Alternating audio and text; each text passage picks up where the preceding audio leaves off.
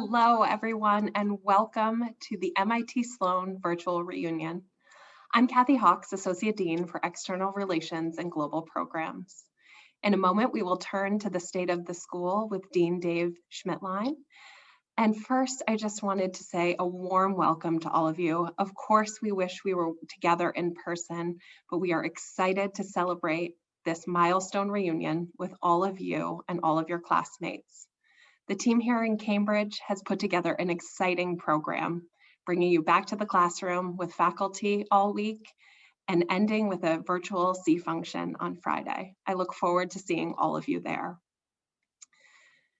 As the session goes on today, please enter the Q&A through the virtual attendee hub on your screen. So without further ado, I will turn things over to Dean Dave Schmittlein and of course share a little bit about Dave. So many of you know Dave over the years. He joined the Sloan School in 2007 from the Wharton School at the University of Pennsylvania. Since then, he has brought 3 new degree programs to MIT Sloan, launched international executive boards, and an alumni board. Dave has transformed the MIT Sloan School and led us as our principled, innovative leader over this last year. Thank you so much, Dave, and over to you. Thank you, Kathy. Let me begin with 2 general thoughts and hopes. First, Kathy, to you and your team and to all of the staff and faculty who have volunteered to participate and to help with this reunion. Great thanks. This is an unusual time. It's been a stressful year, and I'm very grateful that we're bringing it to a close with our closest alumni and friends. And to our alums who have chosen to gather at this time, I know it's been a challenging year. It's been, for many, a sad and frustrating year and a year of loss. I hope that this time together is meaningful for you. We are always members of this MIT and MIT Sloan School community. And in the past, I've felt that during times in particular of change and challenge, that our alumni and friends especially welcome the opportunity to gather with each other, to hear about the school, yes, and to gather in good fellowship. And I know that doing so online in a virtual world is not the same as doing it in person. We look much forward to the ability to do that in person and to celebrate with you soon in person. But for now, I'm really glad that you chose to be with me and with us, and especially with each other. So without much further ado, let me take one other moment before we begin to acknowledge that the year has had 2 kinds of challenge, and you'll see that reflected in the state of the school that I'll offer you in just a couple of minutes. One, of course, is the pandemic, and I want to acknowledge that while we in Cambridge, Massachusetts, see a great deal of optimism and hope about the time just ahead, we know that the situation is different for different families and individuals, and certainly for different parts of the world. And so as we look forward to being able to be together, we are mindful that the pandemic is still a force to be reckoned with, and we are very much at MIT an international community, and one that is deeply engaged with friends as well as alumni and future students around the world. The other thing I want to acknowledge in terms of a crisis of the last year is the one around diversity, equity, and inclusion that has been certainly a challenge for the United States domestically. And yes, there is an understandable and appropriate focus on race, but it's also a crisis that is an international crisis and a challenge for us in new ways in some respects, as we welcome people to MIT from around the world, in as much as diversity and inclusion has dimensions that include race, but go beyond it to include religion and ethnicity and nationality and gender orientation and so on. And so we are challenged to be MIT's School of Management and to reach out across all of this country and all of the world. And we take that responsibility very seriously. So without a great deal of further ado, and with thanks not only for the way that you choose to gather, but the ways that you choose to support MIT Sloan, let me give you a little bit of further texture about the academic year that has just passed and the way we think about the time just ahead. You know what I'm going to do next because you've been on Zoom before, but I'm going to share my screen soon. At the moment, what I'm seeing on my screen is that the host has disabled participant screen sharing, which is fun. I can do the state of the school totally verbally, and so let me start by doing that. But hopefully we'll be able to take a look at the slides soon. So this past year has certainly been a year that you won't forget and that we at MIT Sloan won't forget either. It has been a year like any unlike any other. Not everything has worked perfectly, but a lot has worked very well. And it is very much to the credit of faculty and staff and many of our alumni leaders who have helped us in so many ways through this year. And I think maybe I'm going to screen share just now, and I will. So,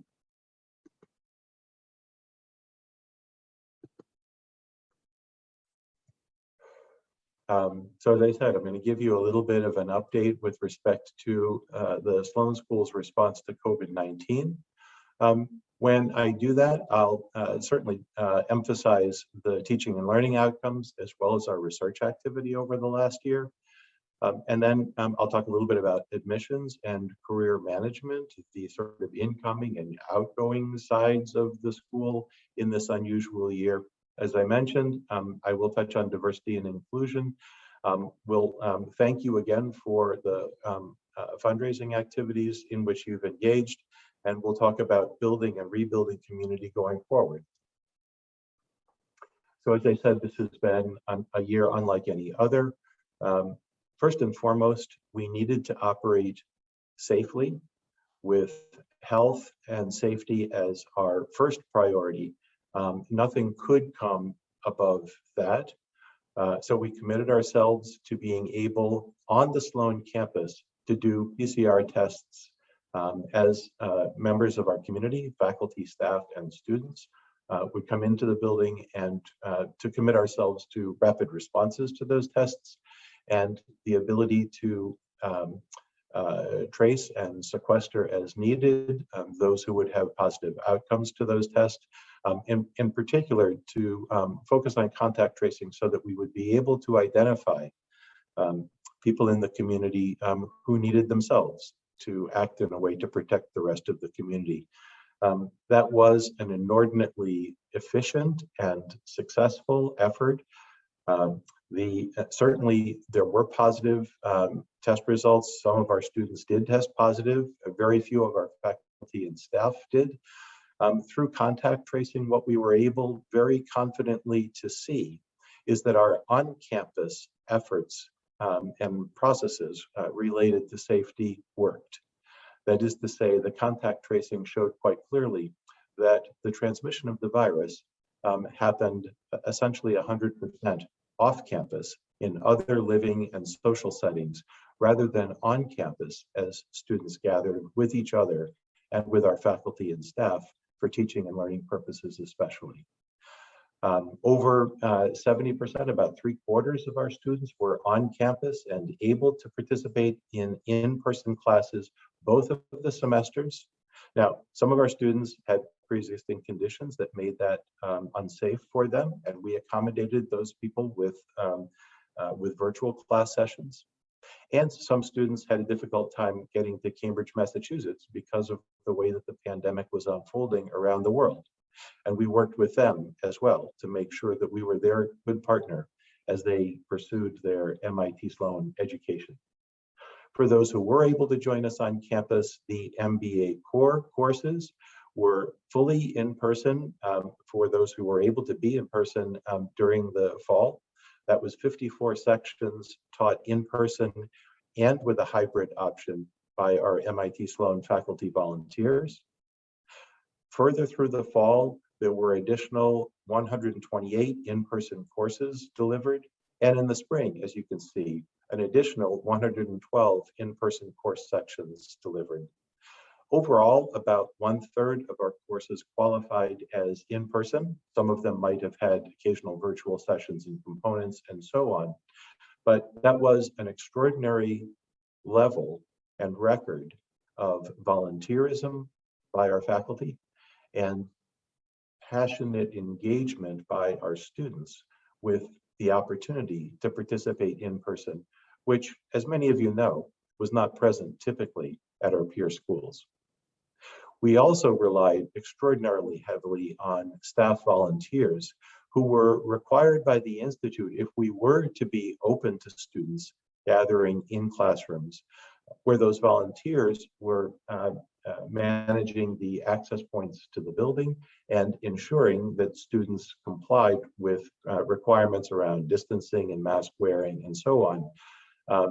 If I were to call out one group, it would be those staff volunteers who, in addition to, not instead of their regular jobs, committed themselves to both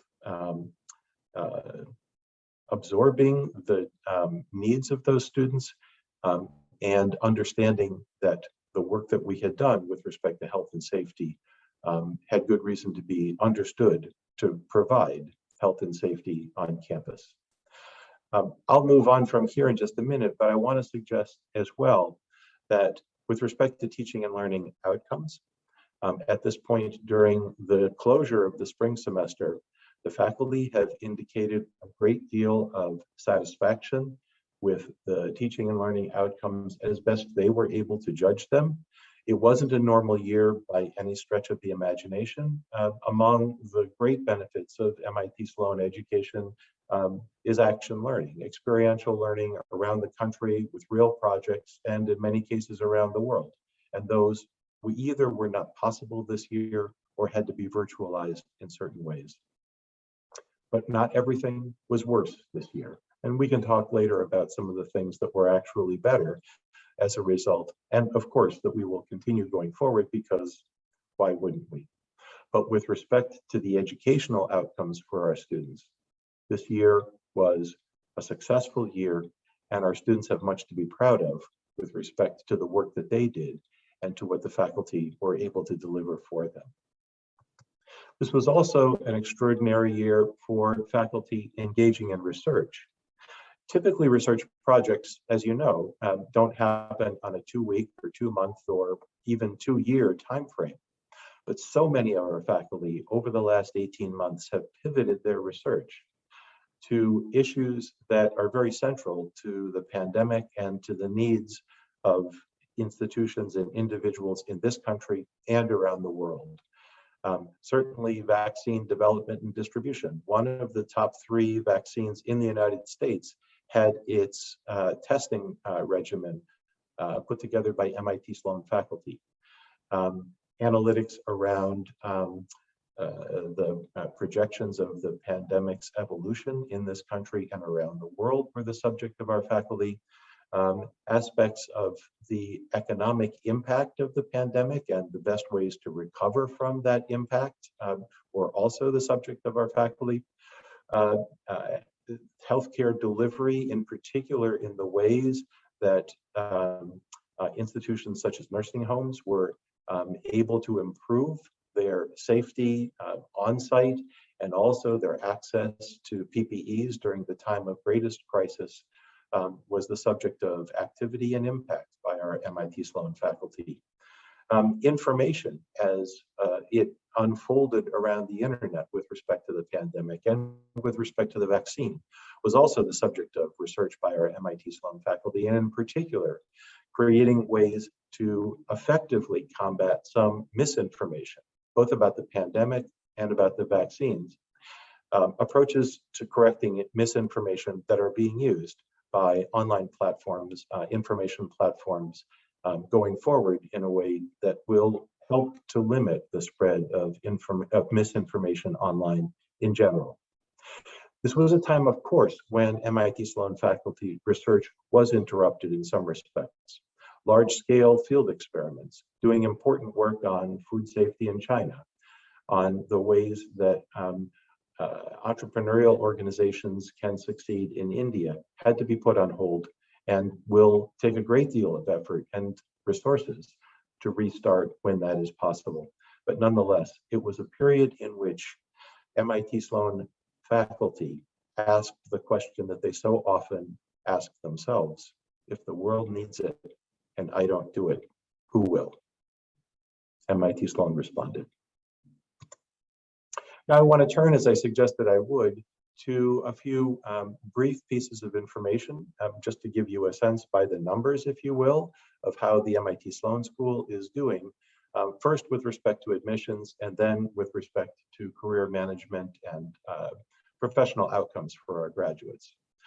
The first point I want to make about the MBA program's admissions is that we have a relatively new admission channel, if you will, to the MBA program. We call it an early admission channel.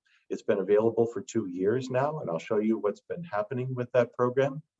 It's a program that allows graduating college seniors or graduate students who haven't worked full-time to apply as they're graduating for the future opportunity to participate in the MIT Sloan MBA program, deferring their matriculation by 2 to 5 years.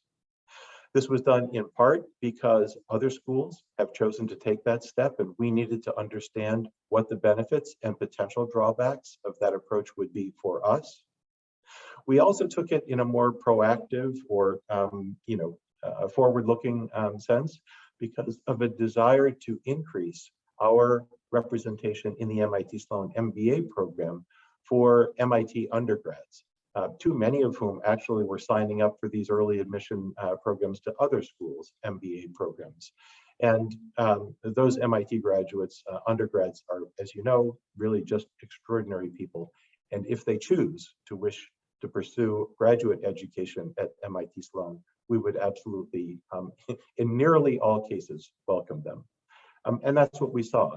So in the first year of the program, if you're looking at this little chart here, we saw from MIT graduates, 83 applications. Those are graduating MIT seniors in most cases. We admitted 60 of them, and 56 indicated and demonstrated by putting down a deposit a commitment to come. We also opened the channel very selectively to seniors and non-working graduate students from other schools. And as you see, we accepted a much smaller fraction of those who applied. In the second year of the program, we saw a significant increase in the number of applications, as you can see, overall 1,000 applicants. Overall, again, we admitted about 68 from MIT as undergrad graduates, and 57 of those deposited. And we have about 150 college graduates of other universities who we've also pre-admitted after they, again, work for 2 to 5 years. Long-term, this is likely to represent between a quarter and a third of our incoming MBA class. It will be important to fall with the earliest of those matriculants to monitor their contributions to our new and important admission channel. But so far, we have seen that it is not only a great way to attract MIT undergrads, but also to attract a very diverse applicant pool, an extraordinarily strong applicant pool, in fact, stronger than our applicant pool on average. And we look forward to it helping to increase the quality of our MBA program going forward. We also, as you would imagine, had quite the extraordinary year with respect to admissions as a result of the pandemic. So because of the pandemic, a large number of applicants couldn't actually take a GMAT or GRE test, especially from the countries that they were they were coming from. And so we were willing to take a look at and review applications this year without a test score. We made it easier for applicants to tell us about themselves. Of course, we needed to continue to do interviews because those are hugely important, but to do those by Zoom, virtually, rather than in person. In fact, there were not in-person campus visits this year, but there were virtual visits. And as a result, as I'll show you in the next page or pages, applications were up significantly. There are likely multiple reasons for that. And of course, we'll continue to monitor those applications going forward. But I want you to know that from all of the measures that we can take, the application pools were extraordinarily high in quality and in diversity. So to give you a little bit of context for this extraordinary year, we've seen over the last 10 or 15 years a gentle increase in the interest in MIT Sloan's graduate programs, including, of course, our flagship MBA program, but also our more recent programs like the Master of Business Analytics and Master of Finance program, and Executive MBA as well. But this year, where you see on the right-hand side of this chart, the students who will be entering in September or the beginning of the academic year 2021-2022, those applications broke all records by an extraordinary margin, being overall about 30% higher than we have seen before. And again, that's during a period where there are waves that are up and down, but overall, we've been seeing our applications increase. It's clearly in part overall been a reflection of people's interest in MIT, especially during times of challenge, but also to some degree, a sense that during this pandemic, it is particularly a good time to invest in oneself if one can, or if one has the fellowship aid to help enable that. And it's important, I think, to have the sense that that interest in MIT, and in particular in its Sloan School of Management, cuts across all of our degree programs. You see 6,600 regular applicants to our MBA program, plus another 1,100 in the early application, and on and on it goes. So we're excited about our ability and challenged to choose from among so many very high quality applicants. And we are eager to learn from this experience, of course, about the best ways to manage both our visibility and the ways that we choose classes to come. Turning now to career management, the class of 2020, so this would be the people who graduated last June, we're also graduating into a pandemic. And there was, as you would expect, a great deal of anxiety on their part, and a great deal of assistance from the school and from you as alums in helping them find great opportunities. And the point of this chart is simple. They found great opportunities. This was, for the class of 2020, a year that was, at worst, the same as a normal year with respect to outcomes. Now, I'm not saying they didn't work extremely hard to generate those outcomes, and that you didn't work extremely hard to help them. But nonetheless, the class of 2020 had great outcomes across programs, Business Analytics, Master of Finance, and as you see in the top left, for MBA itself. And as we look at this point in the year for the class of 2021, which has also faced a very anxious spring, we see stories about companies recovering and about markets doing well and so on. But they and we look to see the evidence in terms of full-time employment opportunities and internships for first-year MBAs who will be looking for those internships for this summer. And in fact, as you see in the blue lines here, both for full-time opportunities and for internships, the class of 2021 has had an extremely positive experience. And again, it's a testament to them, it's a testament to our faculty, it's a testament to you, it's a testament to MIT as a strong brand, especially during times of uncertainty. It's also a bit of a reminder that as students felt anxiety during a year when they weren't able to be together as much as they would wish, and as much as they have been historically, and so felt concern about the strength of the network and the job opportunities that would result.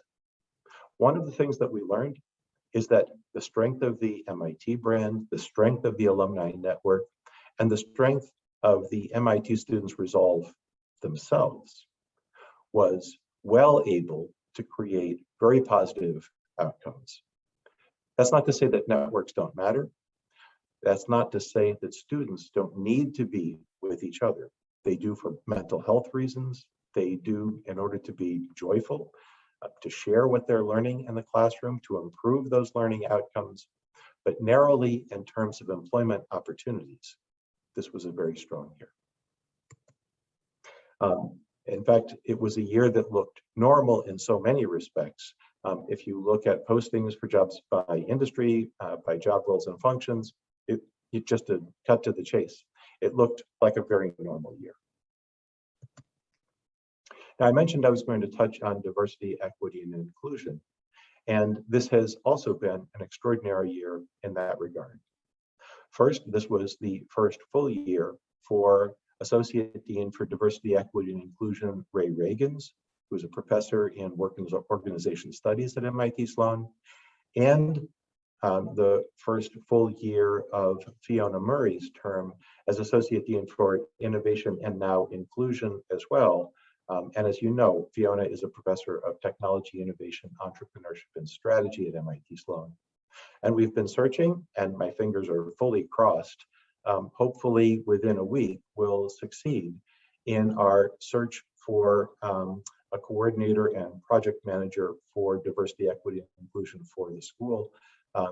That's been a search that has been very important to us because faculty are great, but we need staff leadership, both that is experienced and that is able to help us move ahead with implementation of many new initiatives and program ideas. Organizationally, we also have a steering committee for diversity and inclusion and an advisory board. And let me just take a moment to touch on a few of the highlights of the last year. One of the things that we saw immediately is a frustration with the number of underrepresented minority students who, by all of the appropriate measures, were admitted to our MIT Sloan program, but they were also admitted at other top programs, and the yield on our admission, that is, the fraction who choose to attend, wasn't what we hoped it would be. We knew that we needed to strengthen yield. Part of the answer for that would be, of course, financial aid, but part of the answer is strengthening the quality of our outreach to those admitted students. And that's been a particular point of focus for the year, and actually a very successful point of focus for the year in terms of the yield for this incoming class this fall. I'm also proud of our students and faculty for choosing, especially in the MBA core courses, to include program content voluntarily, but I would say in a way that is probably overdue. In looking, say, in finance at the way that financial inclusion operates or doesn't, the way that marketing programs contribute to opportunities and fairness, and the ways that products and services are perceived in various communities. In short, the opportunities and the relevance of diversity and inclusion for a number of our MBA core courses is very strong. But I would suggest to you historically that faculty haven't always seen that as a province in which they are experts. And perhaps for some faculty, it's seen a bit fraught with respect to bringing content and questions and challenges into the classroom for students to consider, to learn from, and probably to debate. One of the important, I believe, linchpins for success in introducing this content to our core was the role of students themselves, and especially the Black Business Students Association, working with faculty to have them as faculty understand that the students were supportive, that the students would be understanding if the program content led to conflict or to uncomfortable moments, but that they were moments that would be beneficial, and they were. Our faculty are eager to continue to develop what they have seen work over the last year with respect to diversity and inclusion content in the curriculum. It's been a year in which we know that we've needed to support faculty in new ways, and we're doing that. And we also need to broaden our faculty search efforts to make sure that we are looking as broadly as we can with the same high standards as always, but to look broadly into the areas that may not be the leading areas for research today, but may turn into the leading research areas in management in the time to come. And for staff, we've revised recruiting and hiring criteria and developed a toolkit for staff and managers that has already made a difference with respect to how we search broadly for staff at all levels, senior staff and entering very junior staff. And we are seeing the opportunities that we just weren't pursuing as well as we could have historically. Looking to bring this part of our session together to a close, I want to acknowledge so many who have contributed to this school during the MIT campaign. The MIT Sloan campaign, A Better World is Our Business, as of this point has raised for the Sloan School $363 million, together with, from our own MIT Sloan alums, about another $250 million for the Institute more broadly outside the Sloan School, for an amount that is around $600 million in total. Just an extraordinary and extraordinarily successful campaign, and a campaign that's reflective of MIT Sloan not being an island unto itself, but being materially a part of the MIT community. And as you know, on an annual basis, we rely very much on your support through the annual fund of unrestricted giving. We've focused the use of the annual fund over the last year, as you would expect, on immediate needs and on the support for a diverse and inclusive community. FY20 was a tough year for many of you and a slight downturn with respect to the annual fund, but we expect recovery this year and in the years just ahead. And as I mentioned, the fundraising priorities for FY20 and FY21 have been to support our students in so many ways, emergency funding for some students, curricular enhancements as we pivoted to certain and new online capabilities that we needed to build, the ways that we needed to keep people safe on campus, and as I mentioned, fellowships to support students who would help make our programs more diverse and also more inclusive. So I look forward to my favorite part of any reunion activity, which is an opportunity where I hope we have a little bit of time left for questions, and we assume answers from the Dean. This was, as I said, a year unlike any other. What you see on the left and right-hand upper corners of this picture is a brief moment that our students who were graduating were able to have with each other on Killian Court. As you can tell, absolutely not a normal convocation or MIT commencement experience, but in some sense, maybe more special because it came after such a period of relative isolation.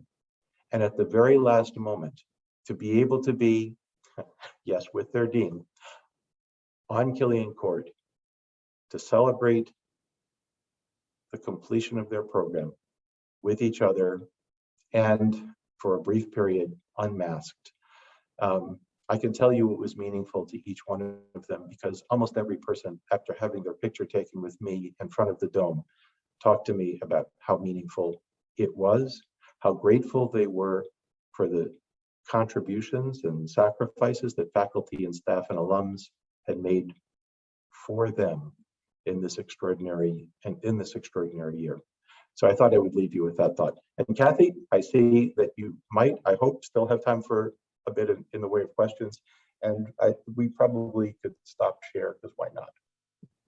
We do have some time, thank you. And thank you for sharing that photo, Dave, of a glimpse of getting back to more activities on campus and in real life. So great to see. So we do have some questions about that have come in from the audience, in particular about admissions and a little bit digging into some teaching and learning. So I'll start with the admissions question back to the beginning of your slides. If you can comment on what you think might have contributed to the 2017 to 2019 decline in applications. I know you touched on sort of the uptick more recently, and then I'll turn to teaching and learning. Yeah, so you know, one thing that affects to some degree applications. First of all, 2017 to 2019 was a pretty good period economically. You know that management education tends to be counter-cyclical, and so when the opportunity costs of leaving another position and to choose to pursue an MBA or another master's degree go up, applications tend to go down. So there is a cyclicality of that sort. It's also been the case for some time that, as I love to see online, MIT Sloan is perceived as being among the most irritating MBA programs to apply to, as judged by MBA application counselors. Those are people who you can pay money to have yourself or your kids or grandkids be assisted with respect to their applications to programs. And not to make it too jocular, but our programs in requiring a video, in asking behavioral interviews, not just job goal kinds of questions, are seen as the least able to micro coach someone into being something that maybe the school wants rather than who they actually are.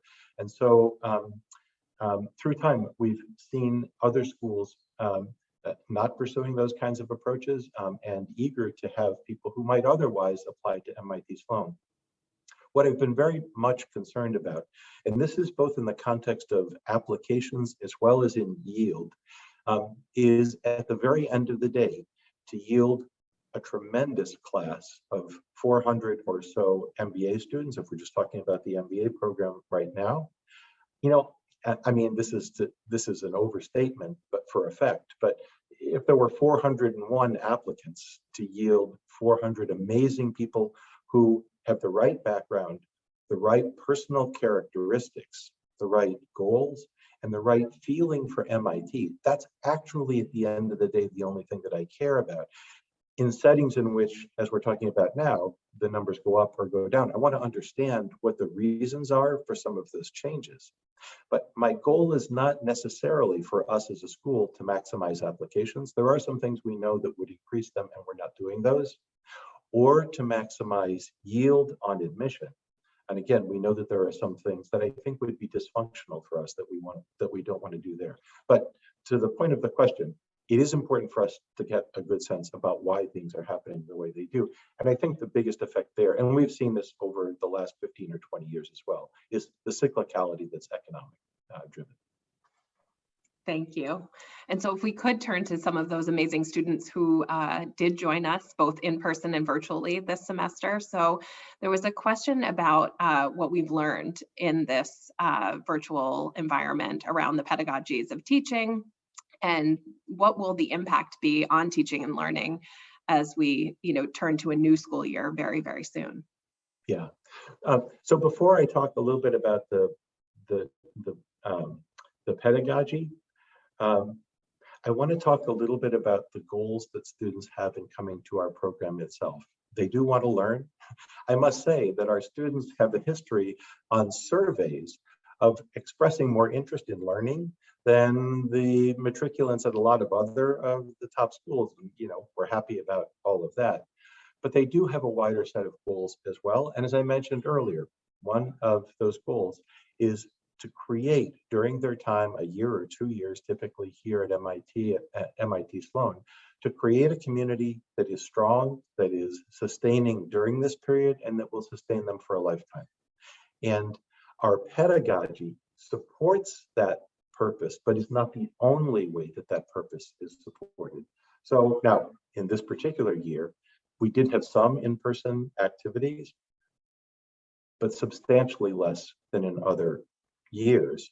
And further, the kind of action learning projects that also help build community, and the kind of club activities and treks and so on that also help build that community were really ceased for the most part. And so one of the things that we learned this year is how, but equally why, those kinds of activities are important to our students, and why it's important to sustain them, and for the year ahead, actually to double down on some of those activities, because students, especially continuing students who experienced the year past, are especially eager for those kinds of activities. If I can twin that with a point of comparison, in our non-degree executive education, it's been a tremendous year for what we call live online programs. Those are programs, typically 2 or 3 day programs that are offered totally online, not asynchronous, synchronous programs. So they're happening live for you. There are people answering your questions live, so on. So that's a kind of learning about opportunities in non-degree executive education that are totally online, in large part because programs like that, the participants are not principally interested in building community. But in our degree programs, our participants are desperate to build community. And the ways to do that aren't really supported very well currently, at least not soup to nuts, online. So, but we have learned a number of other things in our degree program that we will continue to act on going forward. For a course that I teach that tends to have CEOs come in each week and engage with our students in a Q&A kind of setting. It's been an extraordinary year in which we've been able to attract people that really were never going to fly to Boston in order to participate for an evening. And it is a year in which we've gotten much better at making those kinds of guest speaker virtual experiences work very well for the speakers, but also for our students. And we're using different mechanisms for doing that. And that's not just true in my course, it's true in a number of other courses as well. There were other things that are learnings that were surprises actually this year. You think of a course in negotiations as being a course in which it is crucial that, Kathy, you and I are not doing a negotiation like this online, but we're actually sitting across a desk from each other. Actually, what we learned this year when those kinds of student-to-student negotiation skill-building exercises were forced to be online, the exercises worked better, both from the perspective of the students and from the perspective of learning outcomes, than they actually used to work when students had to move around to a different room and start doing those exercises in person. In other words, there are things that do work better online that we are going to continue to sustain and continue to develop online in the time ahead, not as a fully virtual course, but as modules, either synchronous or asynchronous, that work better. And it's been, honestly, a testament to our faculty and especially, I would say, to our Sloan Technology Services staff who supported them to make this year a year in which we could gather those learnings and use them going forward. Thank you for giving us a little glimpse into the classroom, Dave. And we do have a question about faculty, and then we have a couple of questions about the alumni community. So I'll do that. I'll turn to the faculty question first. And so there's an acknowledgement of we're in an era of disinformation and a lack of trust of science and statistics. Can you tell us a little bit more about how MIT Sloan's efforts, or the efforts that you shared before around combating misinformation? Sure. So, it's always a bit unfair because there are so many faculty who are really just knee deep in whatever important challenge of the moment arises. But for faculty who aren't familiar with them, both David Rand, R-A-N-D, and Sinan Aral, A-R-A-L, are two of our faculty who have been really central to understanding misinformation online and what can be done about it, and are very central to the desire in at least some of the social media and social information websites to minimize the presence and especially the spread, the retweeting, as you like, of misinformation. Sinan Aral has a book called The Hype Machine. If those of you who are on Amazon right now, you could go and visit that. And Dave Rand's research is very accessible to people. It's easy to see some of the conclusions from his research. And again, without wanting to dive too much into the details, but there is very strong evidence that a lot of first of all, the people online will tell you that they care very much about the accuracy of the information that they share. They also are quite able, it turns out, to diagnose or delineate active accurate information from inaccurate information. And yet in the microseconds that they're surfing online, they choose not to apply the filter that they have to the accuracy of information. And if they would pause literally for a second or two, they would be much more effective at diagnosing the accuracy of the information and in field experiments that are real, in choosing not to propagate misinformation. Now, certainly there's misinformation that is propagated by, let me say, those of ill will. But it is clear that much of the misinformation that is propagated is not done deliberately. It's actually done by people who are not pausing to think. And some of the biggest benefit that you can get without laws, without fines and so on, is simply by the ability to prompt people, including even subtly, to consider the accuracy of the information. And it's working. Thank you. So as we think about the 2021 and 2022 academic year, there's a question that's come in that do we plan to be open in person, and will alumni be able to come visit us soon? Well, soon is a, soon is a word. Yes, soon. We are open for business in the fall and open in person in the fall. That's an important thing for people to understand, and our students incoming do understand that. Our activity this summer, as the Commonwealth, continues to open up, as the city of Cambridge continues to open up, and as MIT continues to adapt its health and safety protocols. Much of the activity this summer, not all of it, but much of it will be virtual. There will be some specialized activities that will be in person. But for the fall, we expect our courses to be in person. There is, as of today, a mandate from MIT that all of its faculty and staff and students, except for medical or religious exceptions, will need to be vaccinated before they come on campus, before being here in the fall. And that will change very greatly the receptivity of campus to people who are visitors. The amount of testing that can be done, that needs to be done on site, will be lower as at-home testing becomes easier. And so in terms of visiting campus, one of the things that needs to happen is the level of vaccination among faculty, staff, and students needs to be very high, and we expect that to be the case by fall. Two, it is likely that there will be some kind of either testing or attestation for people visiting campus in the fall.